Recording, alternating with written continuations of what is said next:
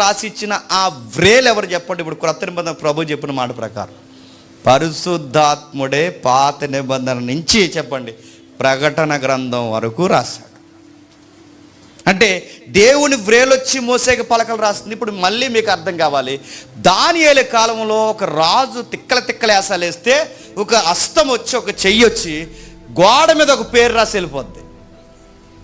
తెలుసు కదా ఏంటది? మేనే మేనే ఉపాసన అంటే మేనే మేనే మేనే మేనే. ఇప్పుడు ఒక దేవుని వ్రేలు దేవుని చెయ్యొచ్చి రాసింది. ఇప్పుడు ఎవరు చెప్పండి అక్కడ? పరిశుద్ధాత్ముడు అంటే పాత నిబంధన దగ్గర నుంచి ఈయన క్రియ జరుగుతుందంటే జరుగుతుంది. ఈయన క్రియలు ఇంత ఎలా కనబడుతుంటే మనకు బైబిల్లో పరిశుద్ధాత్ముడు ఒకలా కనబడుతుంటే బయట ఒకలా కనబడుతుంది. బయట చూపించే పరిశుద్ధాత్ముడు వేరు, ఆయన బైబిల్లో చూపిస్తున్న పరిశుద్ధాత్ముడి క్రియ వేరు.